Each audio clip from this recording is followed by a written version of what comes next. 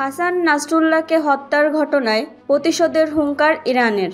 লেবাননের শক্তিশালী সশস্ত্র গোষ্ঠী হিজবুল্লাহর প্রধান হাসান নাসরুল্লাহ নিহত হয়েছেন। ইসরায়েলি সামরিক বাহিনী বলেছে, গত শুক্রবার রাজধানী বৈরুতে এক হামলায় নাসরুল্লাহকে হত্যা করা হয়।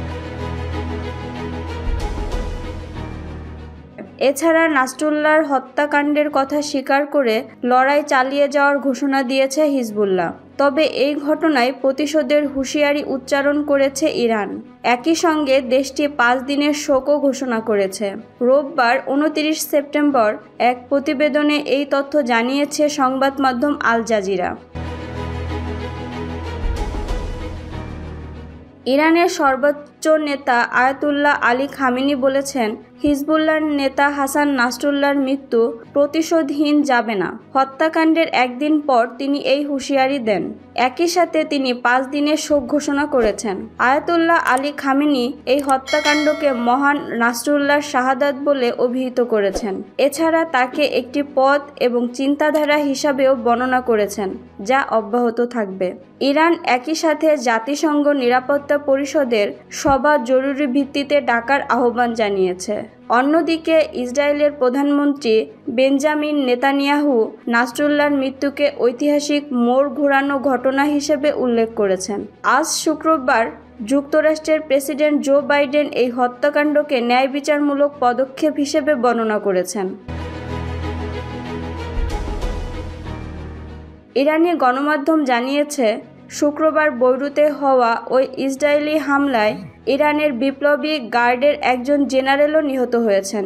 ইসরায়েলের সামরিক বাহিনী বলেছে, নাসরুল্লাহর হাতে হাজার হাজার মানুষের রক্ত ছিল এবং আরও আসন্ন হামলার নির্দেশ দেওয়ার সময় তাকে হামলার লক্ষ্যবস্তু করা হয়। অবশ্য সাম্প্রতিক এই হত্যাকাণ্ড হিজবুল্লাহর মতো ইরানের জন্যও একটি বড় ধাক্কা। দেশটি ইতিমধ্যেই 5 দিনের শোক ঘোষণা করেছে। এছাড়া দেশটির নেতা আয়াতুল্লাহ আলী খামেনিকেও সতর্কতামূলক পদক্ষেপ হিসেবে গোপন জায়গায় সরিয়ে নিয়েছে। তেহরানের গেস্ট হাউসে হামাস প্রধান ইসমাইল হানিয়ার অপমানজনক হত্যাকাণ্ডের প্রতিশোধ ইরান এখনও নিতে পারেনি। যদিও পুরো মধ্যপ্রাচ্য জুড়ে ইরানের বেশ কিছু সশস্ত্র সহযোগী গোষ্ঠী আছে, যেটি তথাকথিত প্রতিরোধের অক্ষ নামে পরিচিত। হিজবুল্লাহর মতো ইয়েমেনের আছে হুতি এবং ইরাক আর সিরিয়ার আছে কয়েকটি গোষ্ঠী। ইরান এসব গোষ্ঠীকে ইসরায়েলে এবং ওই অঞ্চলে যুক্তরাষ্ট্রের অবস্থানে হামলা করার নির্দেশও দিতে পারে।